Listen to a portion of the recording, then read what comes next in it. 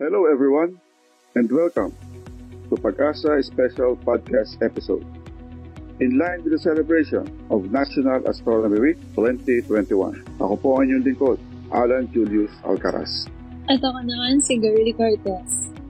Since last day na ng National Astronomy Week, we decided to have this special podcast episode entitled As an Astronomer, Debunking Myths and Misconceptions in Astronomy. Nako, tamang-tama. Very interesting. I'm sure people of all ages, pati na rin ang mga astronomy enthusiasts, ay mag-e-enjoy at maraming matututunan sa discussion natin today. Before we proceed, syempre, introduce muna natin ang mga kasama nating PAGASA Astronomers na magsisilbing panelists sa discussion natin for today. To start off, kasama natin ngayon si Engineer Dario de la Cruz. Siya ang Chief ng Space Science and Astronomy Section. Kasama din natin si Ma'am Maria Rosario Ramos, ang Chief ng Planetarium Unit. Narito rin si Mr. Jose Mendoza Defor, ang Chief ng Astronomical Publication Unit. At kasama din si Sir Mario Raimundo, ang Chief ng Astronomical Observation and Time Service Unit. Siyempre, i-welcome din natin si Mr. Renato De Leon, Sir Salvador Kirimit, si Miss Maria Angela Lourdes Lequiron, si Sir Ruben Cananan, si Mr. Lord Nico Mendoza, si Miss Julian Delda, and lastly, ay si Mr. Edgardo Lago. So maraming salamat po for joining us today. Alam mo, Miss Girly, napakagandang topic ang pag-uusapan natin today. Makakatulong ito na makorek ang ilan sa mga common misconceptions and myths about astronomy. I completely agree with you, sir. Alam niyo po ba dati, pag nalalaman ng ibang tao na BS Astronomy Technology student ako, dalawang reaction lang ang usual kong tatanggap. It's either ma-amaze nila or iaabot nila yung palad nila sa akin para magpahula. So, in relation sa personal experience ko na ito po ang unang question natin na sasagutin ni Sir Dario de la Cruz. Sir, ang astronomy at astrology ba ay isa? Salamat, Girly. Malaki ang pagkakaiba ng astronomy at astrology. Ang astronomy kasi ay isang scientific study which deals with celestial objects, space, and the physical universe as a whole. Whereas, ang astrology naman ay considered as a pseudoscience kung saan inire-relate ang influence ng movement at relative positions ng mga astronomical objects sa buhay ng tao o sa mga kaganapan dito sa mundo. A very common example nito ay yung mga horoscope na nababasa natin sa mga dyaryo. So generally speaking, ang astronomy ay based sa science, habang ang astrology ay based sa superstition at prediction o mga hula lamang. Thank you. Thank you, sir. Usapang astronomy at astrology pa rin tayo. Sir Alan, nabanggit kasi kanina ni Sir Dario ang tungkol sa horoscope. Naalala ko lang na may nag-viral dati sa internet regarding sa discovery daw ng ika-13th zodiac sign. Oo, nabalitaan ko din yan. Para malaman natin ang kasagutan kung meron nga bang ika-13th zodiac sign, narito si Mr. Ruben Cananan. Maraming salamat, Ginoong Alan Alcaraz, at sa napakagandang katanungan. Ito ang isa sa mga magandang halimbawa ng distinction ng astronomy from astrology. Kasi, in astronomy, meron tayong tinatawag na zodiacal constellation, na iba sa zodiac sign or horoscope na ginagamit sa astrology. Sa astronomy, matagal nang re-recognize si Ophiuchus, the serpent bearer, as part of the 13 zodiacal constellation, kung saan isa ito sa mga constellation na dinaraanan ng ecliptic or yung apparent path of the sun in the sky. Pero in astrology, in-exclude ang 13th zodiacal constellation na si Ophiuchus para ma-divide ang sky into 12 equal parts to neatly match the 12-month calendar. Nag-assign din ang mga astrologer ng precise interval of time para sa mga zodiac, neglecting the fact na ang Sun ay dumadaan sa 13th constellation, not 12. Also, astrologers neglected the fact na each of the constellation have different sizes and shape. Kaya naman, the time spent by the Sun sa pagdaan sa bawat constellation ay varying din. For example, the Sun points to Virgo for 45 days, but only points to Scorpius for 7 days. Kaya kung susundin natin ang zodiacal constellation na based in astronomy, that means, including Ophiuchus, the zodiac calendar will turn out to be shifted a lot late. May follow-up question po ako, Sir Ben. Is there any specific reason bakit si Ophiuchus ang napiling tanggalin among the 13 zodiacal constellations? Maraming salamat, Binibining Girly.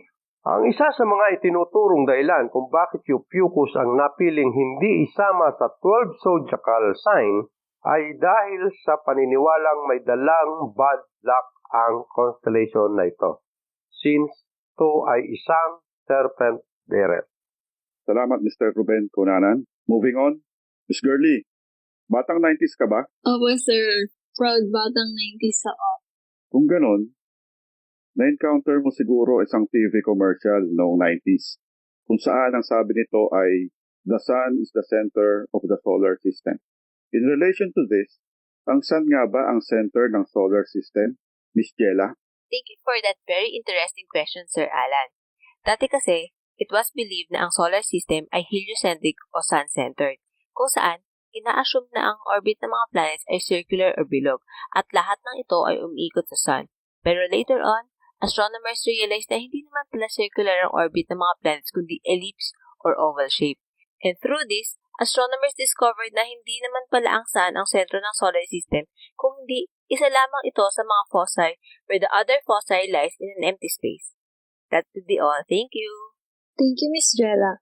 So, speaking of sun, sa tingin mo po ba, Sir Alan, ang sun ay nagra-rise directly sa east at nagsiset directly sa west on a daily basis? Ay, ang mas mabuti pa ay tawagin natin si Mr. Ador Kirimit para sagutin ang katanungan na yan. Mr. Kirimit? Maraming salamat kasamang Alan at kasamang Girly. Well, ito po ang tugon ko sa tanong. Ang araw, buwan, mga planeta at mga bituin ay sumisikat sa silangan at lumulubog sa kanluran dahil ang ating daigdig ay umiikot patungo sa silangan. Sa sandaling ito, isipin natin ang isang paggalaw or one motion. The Earth spin or rotate on its axis. But considering that the rising and setting points of the Sun slightly changes with each passing day, the Sun does not rise exactly due east and does not set exactly due west all the time. Nangyayari lamang ito twice a year during vernal equinox or spring at autumnal equinox or fall. So on the other days of the year, the Sun will rise north of true east and set north of true west during summer, whereas during winter, the Sun will rise south of true east and set south of true west. For example, during the summer solstice, kung saan makakaranas tayo ng pinakamahabang daylight hours, ang Sun ay magra-rise as far to the northeast at ito ay magsisit as far to the northwest. Pagkatapos nito, ang Sun ay gradually magra-rise a bit farther south. Yun po ang tugon sa katanungan. Uli, maraming salamat kasamang Alan at Girly. Back to you. Maraming salamat, Mr. Ador Kirimit. Miss Girly, marami kasi akong naririnig na nagsasabi na ang Big Dipper, Small Dipper at Orion's Belt daw ay mga constellation. Yung iba naman, ang sabi nila ay ito ay mga asterism. May pagkakaiba ba ang constellation at asterism? Magandang katanungan yan, sir. Upang malinawan tayo, let's give the floor to Mr. Nico Mendoza. Yan. Maraming salamat sa inyong dalawa, Sir Alan at Girly. Yan, no? So marami ang nagtatanong ng ganyan kasi nalilito sila porket kilalang pating sa sky si Big Dipper ay napagkakamala na nila itong constellation. Pero pag sinabi kasing constellation, ito ay well-defined regions in the sky wherein lahat ng astronomical objects within that border ay considered na parte ng constellation na yon. So all in all, meron tayong 88 divisions or constellations na nire-recognize ng IAU or ng International Astronomical Union. Samantala, pag sinabi naming asterism, ito ay mga visually recognizable pattern of stars na usually nabubuo using iba't ibang constellation. For example, yung Big Dipper ay isang asterism, which is the loin or tail part ng constellation or sa major, the Big Bear. Isa pang example ay yung Winter Triangle. Ito ay isang asterism na binubuo ng tatlong bright stars galing sa tatlong constellation, which are Orion the Great Hunter, Canis Major the Big Dog, and Canis Minor the Small Dog. Thank you for that clarification, Mr. Nico. Dumako naman tayo sa usapang nursery rhyme, sir. Memorize mo pa po ba ang Twinkle Twinkle Little Star? Miss Girly, millennial ako. Joke, joke, joke. Siyempre naman po. Pero please, huwag mo na akong pakantahin. Teka, bakit mo ba naitanong? Kasi po, ang susunod nating question ay very related sa nursery rhyme na ito. Miss Julie, nagtutwinkle-twinkle ba ang mga stars? Thank you, Miss Girly. Actually, ang light coming from the stars ay di naman talaga nagtutwinkle. It only appears to twinkle as seen from the ground kapag ang mga starlight na ito ay nakapasok na sa Earth's atmosphere. The starlight becomes relatively weaker due to the vast distance na tinatravel nito before it reaches the Earth. Hence, making it highly susceptible sa mga atmospheric interferences. As the starlight continuously enters the atmosphere, it undergoes a series of diffraction due to the fact na ang ating atmosphere ay binubuo ng areas and layers na may different temperature and densities, which in return causes the starlight to produce a twinkling effect as seen from the ground. By the way, a more technical term para sa twinkling effect ng mga stars ay ang scintillation. Thank you po. Maraming salamat, Miss Julie. Miss Girly, familiar ka ba sa idiomatic expression na once in a blue moon? Opo sir. Pero once in a blue moon ko din naririnig ang expression na yan. Anyway, alamin natin kay Sir Rene De Leon kung meron ba talagang tinatawag na blue moon at kung literal nga bang nagbabago ang kulay ng moon into blue during blue moon. Maraming salamat, AJ and Girly. May mga tumatawag sa atin at nagtatanong tungkol nga dyan sa blue moon. Kapag may dalawang full moon sa loob ng isang buwan, ang tawag sa pangalawang full moon ay blue moon. Ang period kasi ng full moon to full moon ay 29.5 days. Kaya nangyayari ang dalawang full moon sa loob ng isang buwan every 2.5 days. Pero hindi ibig sabihin na magiging kulay blue ang ating buwan. Binansagan lang na blue moon ito dahil talaga namang walang blue moon. Liban lang noong 1883, Krakatoa volcano eruption, dahil sa lakas ng kanyang pagsabog, natakpan ng abundang volcan at sulfur ang ating atmosphere at tumakip ito sa buwan kaya nagkulay blue ito. Yun lang po. Maraming salamat. Back to you, AJ and Girl. Maraming salamat, Mr. Renato De Leon.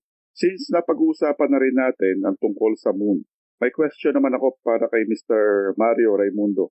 Madami akong nakikita at napapanood sa news at sa social media about sa iba't ibang tawag sa full moon, tulad na lamang ng pink moon, green moon, snow moon, wolf moon, at marami pang iba. May inaasahan bang pagbabago sa itsura ng moon?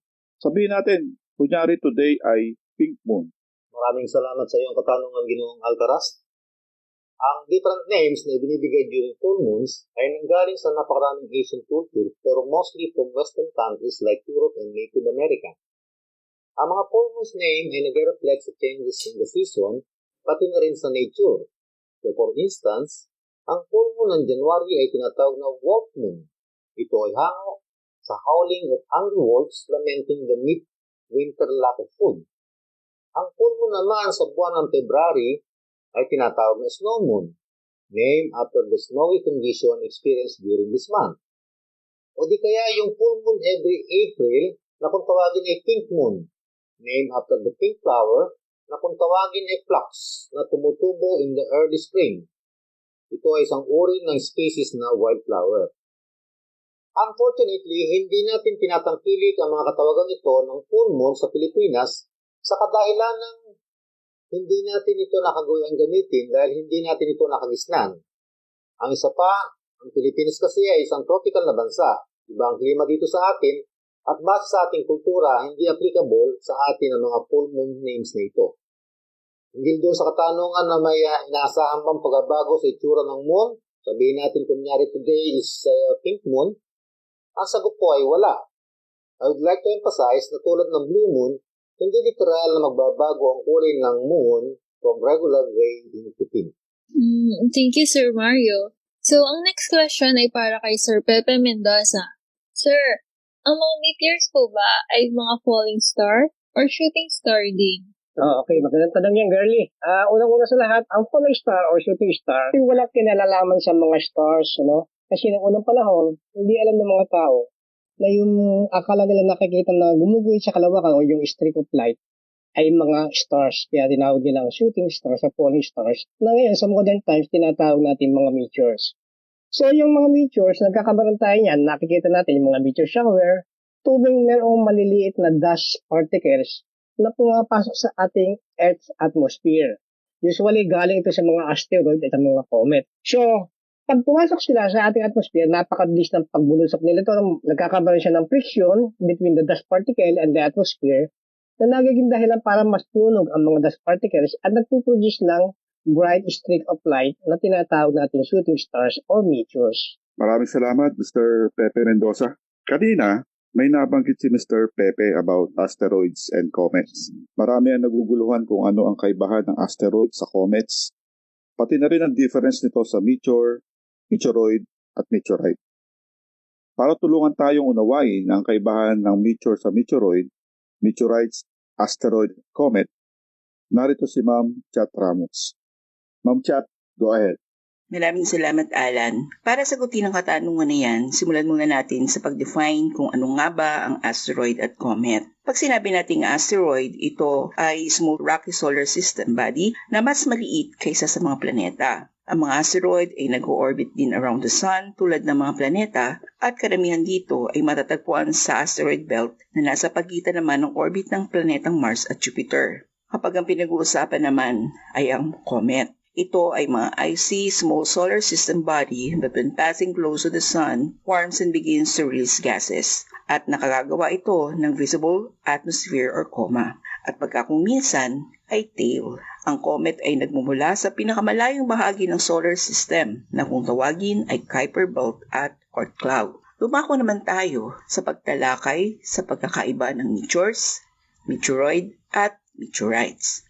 Ang meteoroid ang katawagan sa maliliit na tipak ng bato at dust o likabok that are floating space above the Earth's atmosphere. Karaniwan, ang mga meteoroid ay originates from asteroid and comet. Ang meteoroid ay nagiging meteor kapag ito ay pumasok na sa Earth's atmosphere at a very high speed and burn up before it reaches the Earth's surface.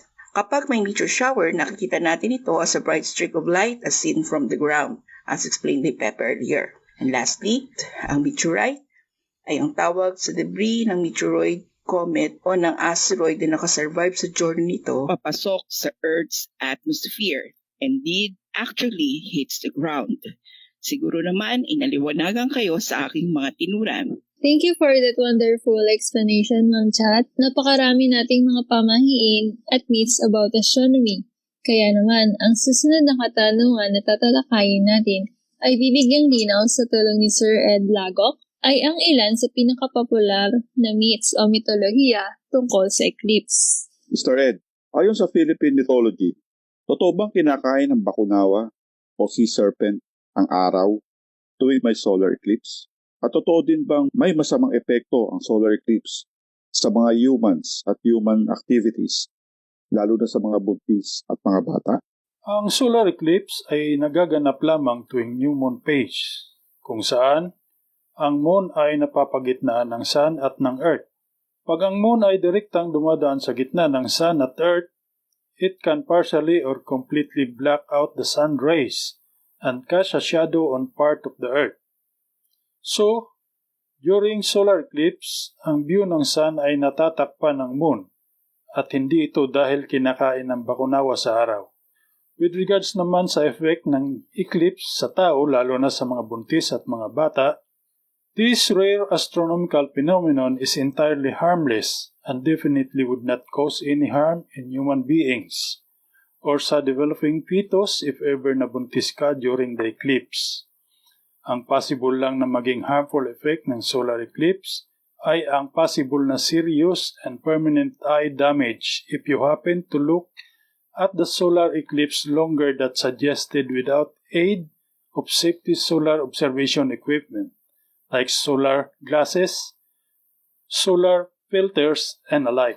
Alam mo ba, Sir Alan, some cultures also believe na ang solar eclipse ay isang bad omen that could bring death and destruction?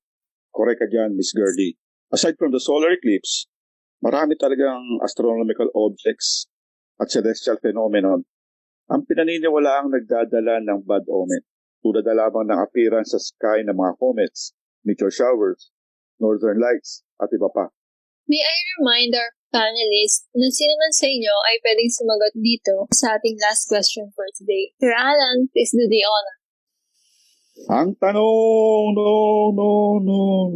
totoo ba na ang mga comet ay isang bad omen na nagdadala ng bad luck at catastrophic global events like earthquake, wildfire, war, etc.? So, sino po sa inyo ang unang gustong magbigay ng sagot? Sir Dario, please? Noong una pa man, ang mga comets ay tinuturing na ng mga tao na mga unwelcome visitors sapagkat ang appearance ng comet ay ginagamit ng mga astrologer para sa prediction ng upcoming events, which are mostly negative ones. Dahil na rin sa paniniwala na ang mga comets ay omen of disaster and messenger of God. Sa tuwing mayroong namamata ang comets sa kalangitan, nagdudulot agad ito ng takot, pangamba ng mga tao. If I may add, pinaniniwalaan din noong unang panahon na ang comet sighting ay isang imminent indicator ng pagpanaw ng great king or ruler. For example, ang death ng King of England na si Edward the Confessor noong 1066. Ito ay iniuugnay sa pagpapakita ng isang maliwanag na kometa at ito ay ang sinasabing Halley's Comet. And bukod pa dyan, people in the Middle Ages also thought that the appearance of Halley's Comet ay nagsilbing pahiwatig na may magaganap na catastrophic floods and earthquake. Gusto didagdag na ang reappearance ng Halley's Comet noong 1910 ay nagdulot din ng mass panic dahil pinaniniwalaan na ang tail ng Halley's Comet ay nagtataglay ng isang poisonous gas na tinatawag na cyanide na kung saan ay pwede daw ito'y kamatay ng sangkatauhan. Ito ay kung sakali na ang orbit ng Earth ay dadaan sa tail nito, kaya noong panahon na iyon may nagbebenta ng tinatawag na comet pills at saka ng comet insurance. Okay. Pero kung ating susuriin mabuti itong mga nabanggit na global events, dahil sa nagkaroon ng appearance ng mga comet, no? Ito lahat naman kasi coincidental lang eh. Parang nagkataon lamang. As of now, regarding science, na pinapatungkol natin na itong mga bad omens ay mananatiling myth. Okay? Mga paniniwala unless it is being proven by science. Okay, thank you. Very well said. I would like to thank all of our panelists for being here with us today. Grabe ang discussion natin today, Sir Alan. Siksik, liglig, umaapaw. Oo nga, Ms. Gertie. Sana nag-enjoy at maraming natutunan sa episode na ito ang mga listeners natin. Tama po kayo, sir. So kung may mga tatanungan kayo anything about astronomy, please don't hesitate to leave us a comment. So, I guess this concludes our special podcast episode para sa closing ceremony ng NAU o National Astronomy Week. Muli, ako ang inyong lingkod, Alan Julius Alcaraz. At ako naman si Girlie Cortez. But wait, bago namin tapusin ang special podcast episode na ito, nais naming magpasalamat sa lahat ng mga lumahok sa Moon Silhouette Photography Contest. Unfortunately, we can only accommodate the first 50 entries for this contest. Ang announcement po ng winner will be on February 26 through PAGASA official Facebook page. So, abangan po natin ito and good luck. May pahabol ako. Please stay tuned para sa aming upcoming podcast episode featuring ang mga PAGASA Astronomers. Again, hanggang sa muli, paalam!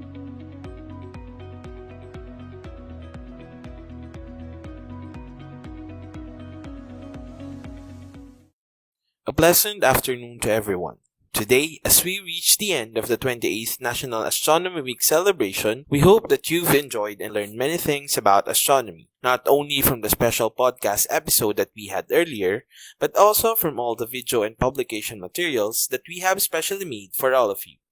On behalf of my co-organizers in the Space Science and Astronomy section, our heartfelt gratitude to all of you who have actively participated in our activities, especially in the mobile phone moon silhouette photography contest, where we received an overwhelming number of entries. And to officially conclude this week-long celebration, let's welcome Dr. Nathaniel T. Servando, Chief of the Research and Development and Training Division, to deliver his closing remarks. Good afternoon to everyone. In the previous days, despite the current pandemic, we still had a wonderful opportunity to be connected and nurtured with a variety of insightful, educational, and enjoyable online astronomical presentations and related activities as we celebrate the 28th National Astronomy Week. Among the online activities include as follows. Online Planetarium Show. This helped us to navigate the night sky using the software called Nightshade and Stellarium Web. Daily posting of astronomy education resources through the PAGASA official Facebook page, which covers wide range of topics, including basic astrophotography, lovely facts about the moon, PAGASA products and services, and the seasons and equinoxes. We design its videos and publication materials to be enjoyed by all ages. Special podcast episode featuring our very own PAGASA astronomers, where they tried to correct and lay out scientific basis for some of the common misconceptions and myths about astronomy. And mobile phone moon silhouette photography contest, which is the highlight of this year's celebration. We have received an overwhelming number of entries. Unfortunately, we will only consider the first 50 entries. The awarding of winners will be next Saturday, February 26, to be posted in PAGASA official Facebook page. During the week-long celebration, we have received tons of positive comments and feedbacks in Facebook. And with that, it is safe to say that this year's National Astronomy Week celebration is a huge success. So, as the 2021 National Astronomy Week comes to an end, I would like to thank all the people who led this creative and very informative event to success. We very much appreciate the presence of all the participants in the mobile phone moon silhouette photography contest. And of course, to the Board of Judges, Dr. Armando Lee, Sir Angelito Singh from Rizal Technological University, and Mr. Norman Marigsa from Astronomy Without Borders and member of the IAU National Astronomy Education Coordinator in the Philippines. We would also like to express our sincere gratitude to all the institutions that have joined us in celebrating National Astronomy Week 2021. Thank you so much for all the efforts you have made. We're looking forward to being in collaboration with all of you next time. National Museum Planetarium, Rizal Technological University, Philippine Astronomical Society, Bidan Society of Young Astronomers, San Beda College, Manila, UP Astronomical Society of UP Diliman, Pangasinan Youth for Disaster Reduction and Management, and others. Lastly, I would like to thank all the people who are part of constituting and organizing this whole brilliant event. In particular, the staff of the Space Sciences and Astronomy section of PAGASA. For sure, this has taken numerous amounts of endeavors to put together the flow of activities. All in all, congratulations to all of us for having an amazing week of astronomical celebration. Bringing all the experiences we've accumulated from this event, we hope to see you all again next time. Thank you and have a lovely day. Thank you for that wonderful speech, Doc Nats. This has been Justin B. Castillo, and again, thank you and have a nice day.